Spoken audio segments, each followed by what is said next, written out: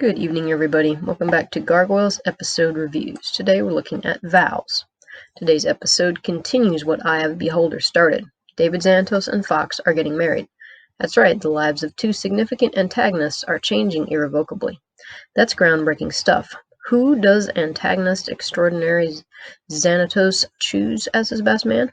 Goliath. Fox's maid of honor is Demona. No, they haven't lost their minds. This is all a plot to obtain the Phoenix Gate and time travel to 975 AD in Scotland. Xanatos' past, present, and future depend on it. Missed the prelude to this episode? Well, go watch it or read it. 2020 moments are the spoilers, and I've probably just spoiled it all in the first part, but whatever. Info from Ask Greg is in the According to Greg bits. Season 2, Episode 8, Vows. Reasons for existence. To explore the theme of vows. When to make them, keep them, break them, etc. To show that Demona and Goliath really are through. To marry David Xanatos and Fox, together, of course. To introduce Petros Xanatos and his rocky relationship with his son. To introduce the Phoenix Gate. To hint at the Archmage's plan for the Gate, Eye, and Grimoire. Main antagonist, Demona and, sort of David Xanatos. Yeah. Could be argued that he's not really the antagonist. He's just kind of taking everybody along for a ride. Time, November 5th and 6th, 1995. And also 975 AD. Locations, New York City, New York, Castle Wyvern, Scotland. And here we open on the Golden Cup building.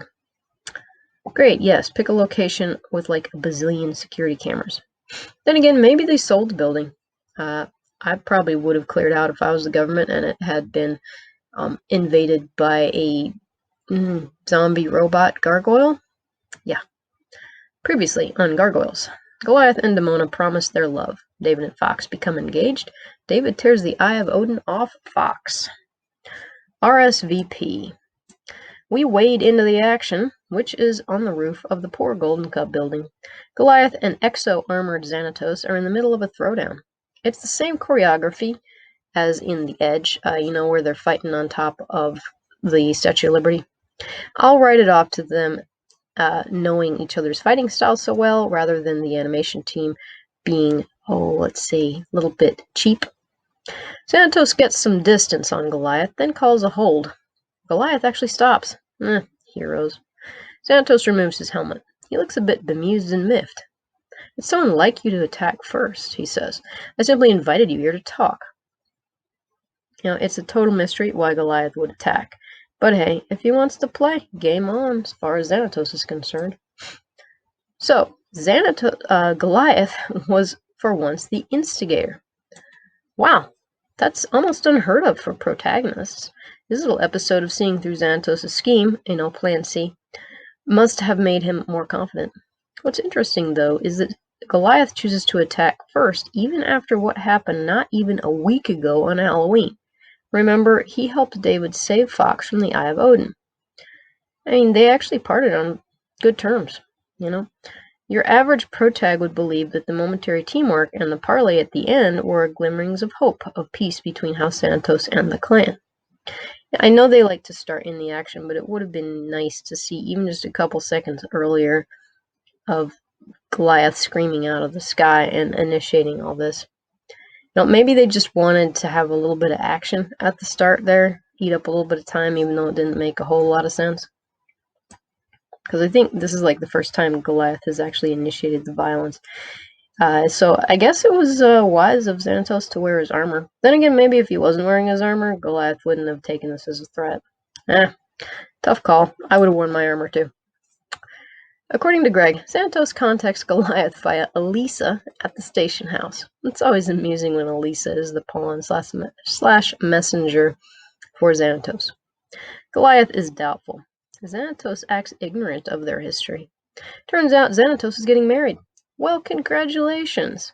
Now he and Fox can continue doing and living exactly what and how, and possibly who, they were before they got their piece of paper, aka their marriage license. What a special day. They better not be expecting wedding gifts either. They probably own Target and Bed Bath & Beyond anyhow. Okay, where were we? Right. Xanatos asks Goliath to be his best man. Wait, come again? What about Owen? I mean, it's fun to mess with the protag like this, but best man? I don't know.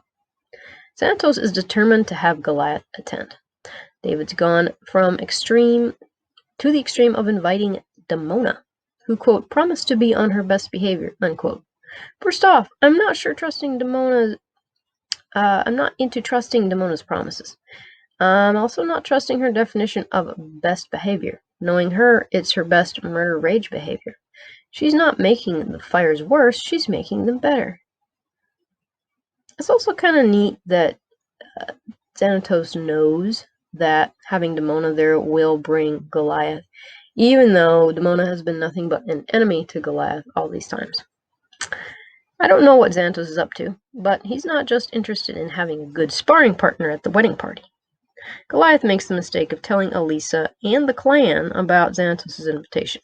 Elisa, of course, is downright shrill in her objections. Goliath doesn't say much. Meet the parent. The next day, Xanatos is waiting on the castle lawn near the helipad. It's sort of a pseudo-helipad. It's the main yard there. It's not the helipad in the back. He's in the exo armor, sans helmet. His personal chopper sets down, and Fox, who's piloting it like a boss, hops out. She opens the passenger door, and a man in his extremely late 50s exits. Okay, that's a joke for being in your 60s, by the way. Who's this?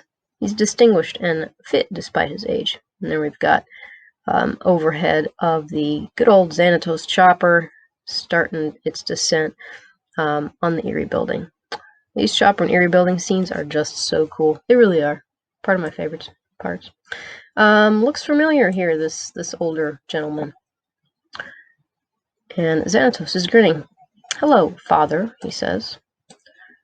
Such high hopes this one has. Oh, look at him.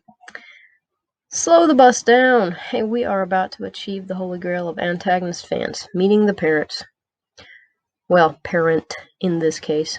Knowing a bit about the Antag's childhood and heritage is crucial to understanding who they are now. What kind of dad does Xanatos, the magnificent bastard of magnificent bastards, have? Is this where he learned his skills? Is this how he became rich? The senior Xanatos doesn't answer. The greeting, that is. He's too busy disapproving of David and Fox's extended PDA. Kiss number 1, kiss number 2, and 3. Look at Petros, just standing there with his arms crossed, way back there by the chopper. When Fox departs, and as David watches her go with hunger in his eyes, Xanatos Sr. remarks that it's bad luck to see the bride before the wedding. I use the term remark loosely. He's complaining. By the way, he is full Greek. That's why David has that nice tan and is so handsome. Lighten up, Petros. Let the boy enjoy the girl's hotness. According to Greg describes Petros' disapproval as teasing. It doesn't really come across as that, but I suppose it might, if you squint. Greg is quite forgiving of Petros' negativity. Read Greg's memo at Station 8 for his thoughts. I have not read it in forever, so I really don't know. You're going to have to go do that yourself. David laughs it off. Petros, his name is Petros, a variation of Peter, which is also Elisa's dad's name, and I think they'd get along great. Also, it means rock or stone. Still hasn't returned the greeting. He's not going to. Instead, he launches into, why do you need all this? It's clear that David's attempt to impress his father is backfiring horribly. It's going to be a salvage operation from here on out, I sense. Oh, reason not the need, Xanatos replies. I guess I should probably just call him David from here on out, since it gets confusing. I wanted it, so I took it. This was not the best of responses, honestly. It's the truth, yes, but it's not up to par for Petros. Oh, and the armor? Purely defensive. Sorry, but the armor would have stopped most dads in their tracks as they asked, does it fly? Followed probably by, can I try it? The older Xanatos launches in now into a rant about how David would have been better off as, get this, a poor fisherman like his father. Now, if that doesn't make you maybe rewind that, do a double take a little bit, I don't know what will. That was not really the background I was expecting for the great David Xanatos. And if Petros ever catches the man who gave David the coin that started all this, he'll teach him not to try to better other people's poor, sorry existences. Oh, no, sorry, that last bit was what he should have said. And there's David. He would be rolling his eyes if he was just a slightly different person, but he's looking a little bit ticked off. I know this look. It's the not this again look. In May of 2015, I made a 3-part Tumblr post with in-depth analysis of David and Petros' relationship. I am not a Petros fan. Because of those posts, I am not going too much into the relationship, as it'll just be a rehash. P.S. The posts have hilarious pic captions. Go read it. I'll probably post it directly here around Father's Day. Now, I don't know if I did that. I'll keep you posted, of course. If I did not, I will go back and maybe do a recording of that post. I did go back recently, and I noticed that the photo bucket watermark is on them all, but you'll just have to deal. David responds, "That's ancient history, Pop." He calls his dad Pop. Aww. The coin was only worth about $20,000 in 1975. He's now worth, quote, considerably more, unquote. Hey, this is all new information. So David Xanatos has a secret benefactor? This isn't going to turn into some Victorian novel, is it? What's also interesting is Petros seems to be the polar opposite of his son. Well, now, that explains a lot, actually. So I'm assuming that David is a lot like his mom. Now, by the way, we know from Greg that his mom has passed away, unfortunately. Kind of would have liked to meet her or had a flashback or something so we could get a little bit of, at least see her and see the family resemblance and kind of get a feeling for her personality. Petros is deep in the rut of his lecture, though, and enjoying the security of his favorite gripe. You didn't earn any of it, boy. Boy. He's 40 years old and the richest man on earth. We will always be kids to our parents.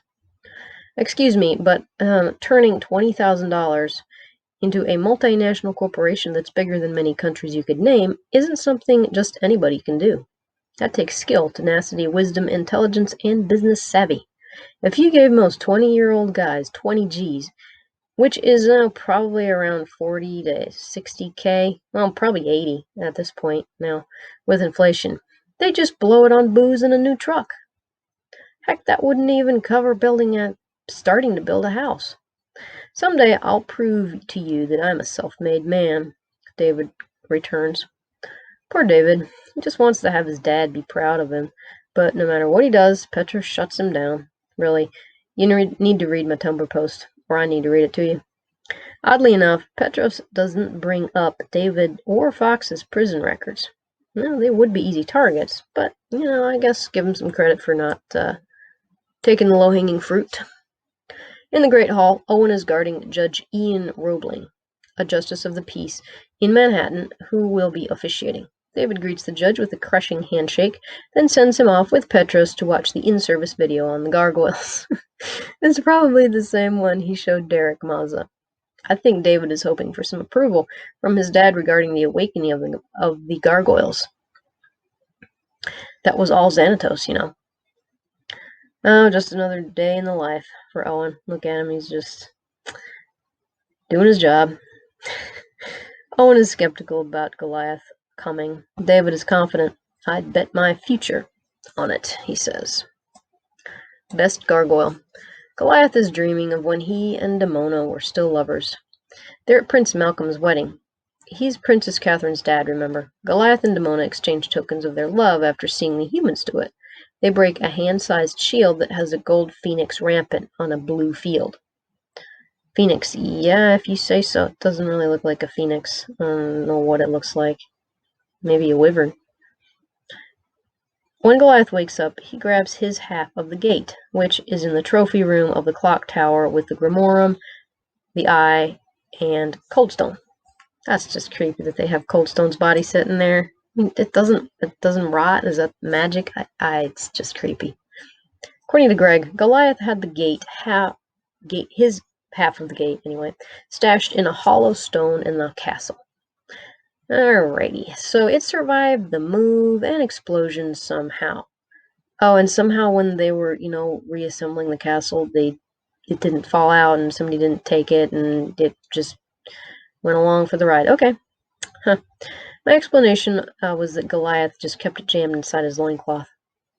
At the castle, Xanatos and Owen are in the courtyard, waiting for Goliath. David is in a tux with the Illuminati Society pin on his lapel. Remember, he was inducted in mid-September, a month and a half ago. Owen questions the wisdom of wearing it, but David says it's a necessary risk. What's a pin got to do with anything? I love it when he wears that tux. Goliath shows. David is thrilled. He hands Big and Purple the ring. You can really tell he likes Goliath as a person, even if they're always at odds. Look at how he's looking at Goliath. He's having a blast. We are gathered here today. In the Great Hall, the participants gather. Yellow, pink, and white are the colors, by the way. I don't know what they signify. If they signify anything. I mean, I guess maybe black and red aren't the greatest colors to have a wedding with. Yeah, I don't know. I think they'd be alright. Well, it's not like David or Fox are at this moment concerned with the trappings. Well, not those kind of trappings, anyway.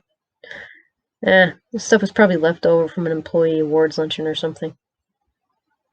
And we've got a picture. It looks really nice in there. Especially the ceiling with the chandelier in the middle and the banners, streamers, whatever you want to call them, connecting to the center there. Plenty of flowers in the back around the fireplace. Demona greets Goliath with a cold, "I'm only attending this farce because Xanatos insisted, and I need to keep him as an ally." Farce, eh? No, that's tactful. Awkward. Goliath is looking at Demona, who will not look at him. 2020 moment. Yeah, she needs Xanatos because she's thinking of City of Stone. Genocide on her mind. Demona, there's the maid of honor. Fox didn't have any problems with that, I guess. She's a trooper. Then again, not many people can say they had a 1,000-year-old gargoyle as their maid of honor. Now, there's no father around to give Fox away, I notice. That might also explain some things. I wonder how much Petros approves of Fox. Probably not much, given he apparently disapproves of everything his son does or is interested in. The judge rolls into the vows. Well, he tries, but he gets mired down on Fox's name. She says it's her legal name. Then he proceeds to mispronounce Xanatos as Xanatos. Serious people, could you have spent 2 seconds informing this man of how to get the vows right? And yes, I know it's the writers trying to get in the little bit about Fox's name. As a little tease for upcoming episodes. Could have done it a little bit more smoothly, though. Oh, Judge Roebling, who is this guy? How did they choose him? Is he a crooked judge, or is he so straight he'll keep his mouth shut? Does he owe Xanatos? As soon as man and wife is pronounced, Demona storms off. Goliath, ever the clueless male, bounds after her. She's tried to kill him and his clan and Elisa multiple occasions, yet there he goes. During her last attempt, she even sicked a fae on the clan. David and Fox dispense with the kiss, having done that and much more. Oh yeah, previously. And start after the Gargs. Petros is having none of this. Tradition, darn it. David shakes off his dad and follows Fox, who's halfway to the door by this point. Yeesh, Petros, it's David's wedding, not yours. If he doesn't want to reenact my big fat Greek wedding, then fine, let him. Outside, Goliath and Demona are reassembling their various halves of that token of devotion. And there's the picture, and he looks like he thinks maybe this could be the beginning of reconciliation for them. Then again, I don't know how you reconcile with somebody who is absolutely so bat crap crazy as she is. Demona instantly launches into maniacal laughter and a dramatic announcement that Goliath is a sentimental fool who's fallen, betrayed, yeah, that's a Freudian slip, who's fallen into her and Xanatos' trap to get the Phoenix Gate. That's the shield thing with the bird on it. The token, I mean. Wonder twin powers activate. And you know it's magical because it just sort of heals itself right there down the middle. I don't seem too surprised. Like, oh yeah, sure. Stuff always reassembles itself when you put two halves together, huh? In the background, Fox and David are looking on with smug satisfaction. And they look wicked hot in their wedding attire. Look at that. Look at them striking a pose. Demona recites a Latin incantation. Deflagrate muri tempe et intervalia, which means burn down the walls of time and space. A fireball engulfs her and Goliath. David and Fox sprint into it too. What? And because, God forbid, he let his son and daughter-in-law go off on their honeymoon alone, well, other than the gargoyles, Petros jumps in. And, well, anybody else? Last call. We've got a picture of it. Looks pretty neat. Yeah, it's got fire around this orb of light and maybe some electricity, I guess, white electricity crackling around it. Owen is dry and witty as ever. It seems the honeymoon has begun earlier than expected, he says. The judge is catching flies with his jaw on the floor. He's probably going to pretend none of this ever happened, because no one's going to believe him. What time is it? Kilt time. The time hop lands us in 975 AD in Scotland. Petros is confused, let me be clear here. He is not impressed. Because of course he's not. Demona and Goliath fly off, leaving House Xanatos to their own devices, which, as it turns out, is hand-to-hand combat. See, bandits on horseback are attacking two riders. Always up for a good fight. Fox and David jump in with a gusto. Even Petros steps up. Well, that's never good. There's the riders surrounded by 4 bandits. Between Team Xanatos and one of the victimized riders, they defeat the bandits. I gotta say, Xanatos kicks some serious butt. Fox literally tackles one guy off a horse and face palms him into unconsciousness. David does a pretty spinning kick on another after inviting him to attack, like literally. And Petros uses his coat to drag another off a horse. And there she is rearing back to knock him into next Tuesday.